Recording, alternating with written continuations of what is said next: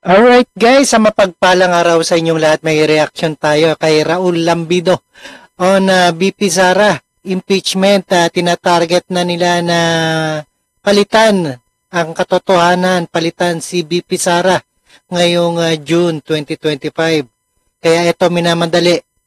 Alam mo na ng kabilang alyansa. Senatorial candidate Raul Lambido said Vice President Duterte was impeached by the House Representative because of current administration wants to convict with her removed from office before June 30. O, yan, sabi niya, no? So that new Vice President would be named. Ayan, di pa nasabi kung sino ang ipapalit. Alright guys, sa mapagpalang araw sa inyong lahat. At ito na nga, at panoorin po natin ang tapatan. Alright? And the further ado, let's do watch.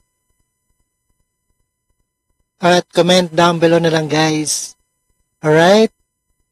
Ikaw ulit, anong take mo sa impeachment ni Vice President Sara? What do you think is the game plan of the administration? You were once a member of the cabinet. Yung game plan yan eh. Anong game plan ng administrasyon? Well, ang game plan nila ay gusto nilang makonvict si Inday Sara before June 30 para magkaroon ng bagong vice president. Before June 30? Di ba grabe, no? Lapit na, June 30, no? Subukan lang nila, no? Magkakagulo ang buong Pilipinas niyan. Pag pinalitan nila si Sara, no? At 32 million ang kalaban nila, no?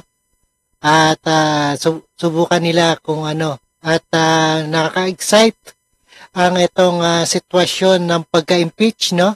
Lahat yata to may impeach, malamang. Ayan, buhol-buhol na yan. Kaya ba?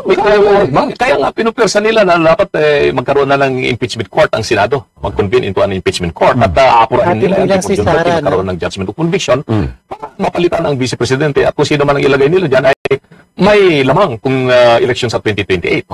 At iyon ang hindi natin papapayagan. Kasi ito ang dahilan kung bakit nabuhag yung unit team. Ang mga Duterte kasi, ang sumusuporta mga ordinaryong tao, masang Pilipino. Silang sumuporta sa kanya noong 2016. At iyon ang sumusuporta kay VP Inday Sara rin. Sila rin ang nagluklok sa kanya vice presidente. Pero ang sumusuporta dito sa... Ayan, malabang. Hindi naman si VP Sara lang ang gumastos ng pera, no? At mapaputunayan yan. Pangulo, ay ito yung mga oligarchs. Alam naman natin yon. Sila ay mayayaman. Na sila yung dating hindi sila makaporma ng todo-todo kay Pangulong Digong. Ayaw nila yung sitwasyon. So, ang framing mo para siyang awayin ng elitista at masa. Exactly. Exactly. Yan ang totoo yan. Away ito ng elitista at ang masang Pilipino.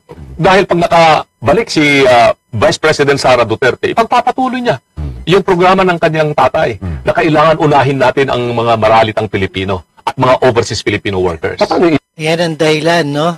Kung bakit gusto nila patalsikin si Sara Duterte, no? Alright, yan ang katotohanan. Alright? Issue ng accountability. Naalala mo, nag-ugat yung issue, hindi niya may paliwanag yung confidential funds. Siyempre may ibang tao, hindi paliwanag mo kasi pera ng tao bayan yun. Ang daming gumastos ng intelligence and confidential funds. Yung confidential funds, hindi lamang sa Vice President yan. Mas malaki yung confidential fund ng Pangulo.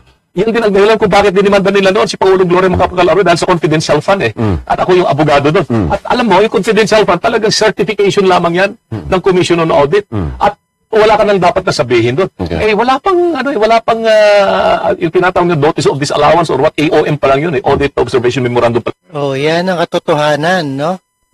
At ano siya sabi ng mga kongresista laban kay BP Sara, no? Lang ng COA yun. Makukumpleto yun. Pero pinalaki nila lang pinalaki. Marami akong kakilala ng mga government agencies na gumagamit ng confidential funds. Anong kanilang ginagawa? Ganun lamang. Pirma lamang yan. Tapos, ayun na, hindi yan binubuksan. Hindi na nila tinatanong kung sino ang binigyan mo yan. At so, oo, anong malay ni BP Sara doon, no? Po is para... Kaya nga, damay-damay o buhol-buhol ang mangyayari kapag na-impeach itong si Sara. Ang tinarget siya. Tinarget talaga. Dahil pinasama sa masa, pinasama sa publiko na may pera pala siyang tinanggap, bakit hindi niya ma-account? Sino bang gumastos niya? Paano niya ginastos? Ito talaga naman may pera na lang. Alam, meron silang natanggap kasi 150 min. Naman nila, binigay sa kanila yun. Ginastos nila, yung paliwanag nila. Pero ito, nagtataka ako, doon sa hearing sa Senado, binanggit doon na yung dalawang opisyal ng militar na kasama ni BP. Yung colonel. Bakit hindi sila pinatawag at sabihin kung paano nila ginastos? Sabi nila, hindi na kailang patawagin kasi meron namang internal process. Ang Yun, huli sila, no? At ito, guys, ay subaybayan po natin ang hinatnan ng impeachment ni Sara Duterte. Ito ay sasiwalat ni Raul Lambino on BP Duterte impeachment. Alright? Maraming salamat sa panonood at pagkikinig dito kay Rob Trip. And see us again sa ating the next one. And peace out sa inyong lahat.